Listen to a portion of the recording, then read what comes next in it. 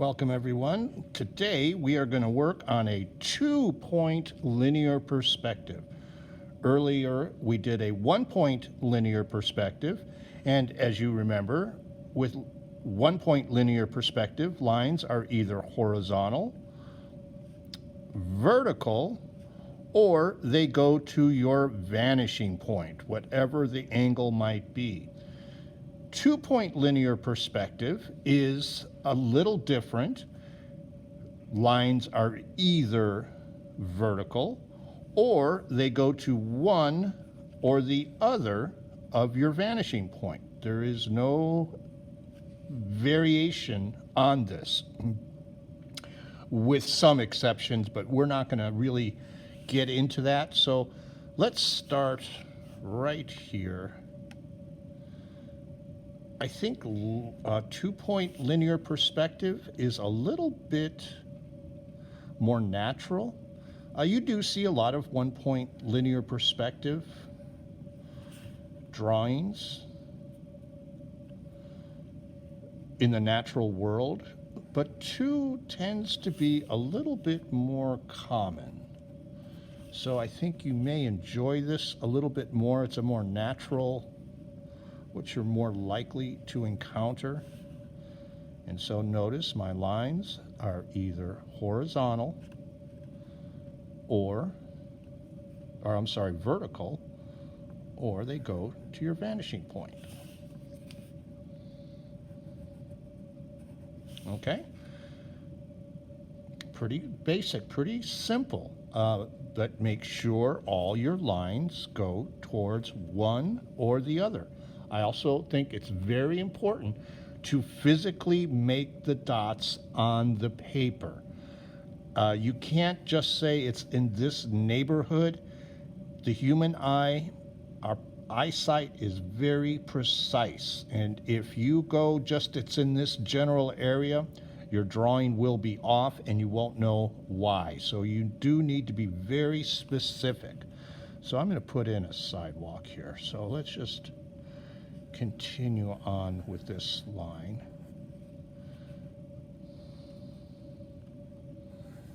Or a road or something, whatever this might be. We'll make it a sidewalk, a wide sidewalk.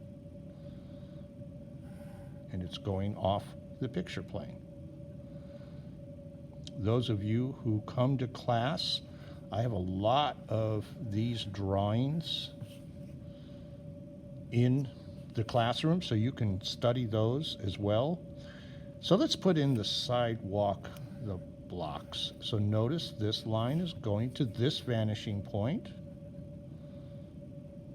on this side of the road. And you'll be able to tell instantly if you have it wrong. And so your question is my line, it's either going to this vanishing point or this vanishing point?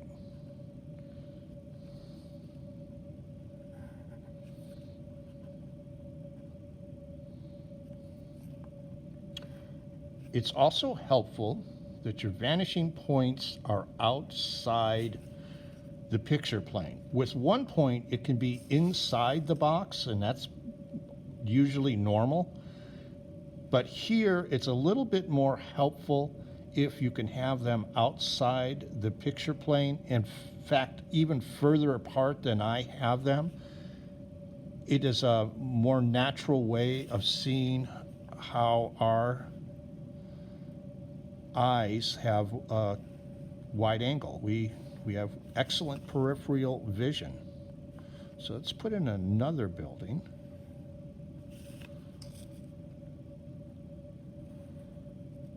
And here's a line, well, let's get this one. But I want to show you a line that a lot of people miss. So this building is going behind here. So notice there's a separation here. A lot of people forget about this little line. Don't let that be you. So now we have a little alleyway. Let's put another building here. This one will be right up against it.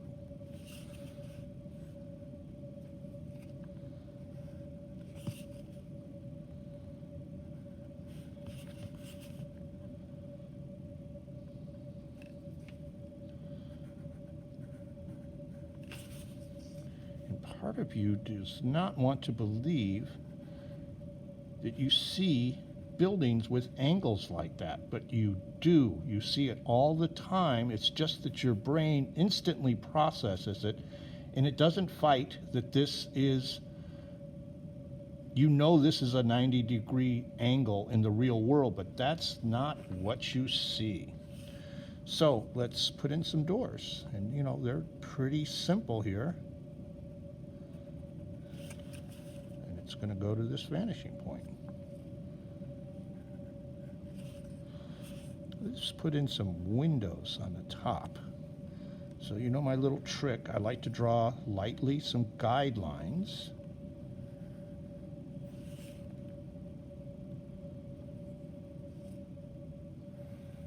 That way I know that my windows are all on the same story.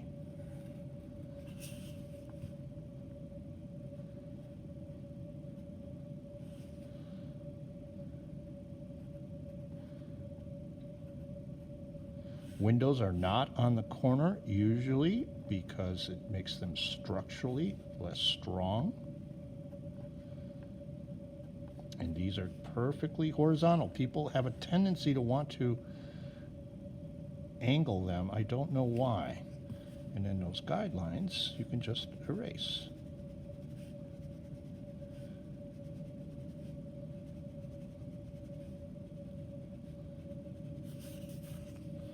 Let's continue with some more windows. But I think you guys are getting the idea here. You can, of course, make your windows really fancy. When we did the garden box, we used 1-point linear perspective. But you could do this with 2-point linear perspective.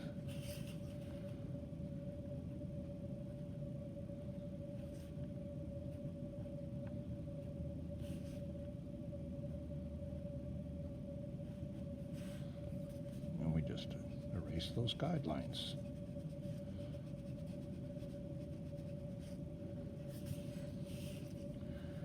We need a way to get into this building.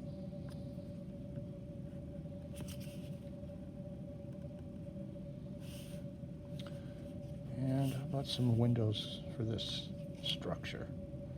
Again, I'm going to use those guidelines. Lining it up with linear perspective.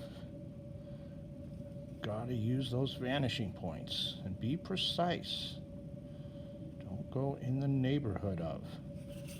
These take a little bit of time because there is a precision to them, and at the same time they really are cool. You can make all kinds of architectural drawings with these.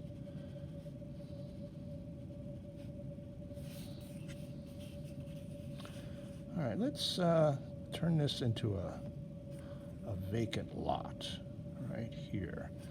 And we'll even put in a little fence. And then we know it's one of those wooden fences.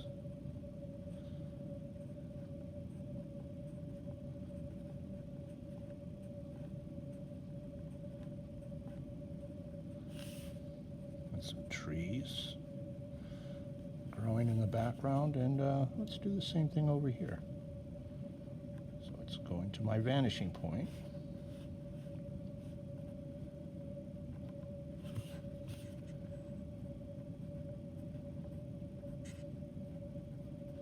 Play around with this. These are just wonderful, wonderful skill to have doing linear perspective. Actually saw an alumni. It was a while, it was about a year or 2 years ago, and he's an engineer, and he told me that he had an engineering class where they had to lay out some pipeline, and because he knew linear perspective from my class, he was the only person in the class to get it right. So I was really happy about that. So let's have a light source. So let's just say the light is coming from over here. So we're just going to shade one side of these buildings.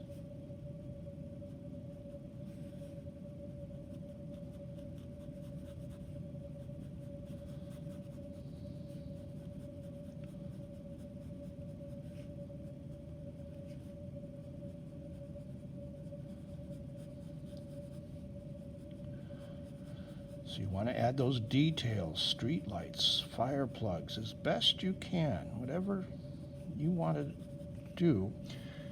So we're going to put in some cast shadows. The safest way to do this is to just keep it lined up. The sun is not following linear perspective. However, there will come a time when it does. So here's my cast shadow.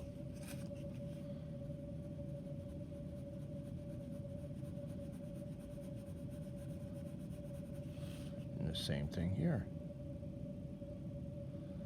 We can make different kinds of shadows because, as I said, the sun doesn't really follow linear perspective. It really applies to man-made things. However, there would come a time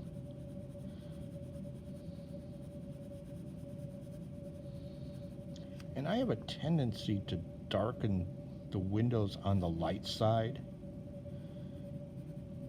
and depending on how dark you go with this side, there's a nicer contrast to the windows. And there we have it. 2-point linear perspective. So you're going to do one of these and then add watercolor or monochromatic if you want to do the ink thing. Thank you.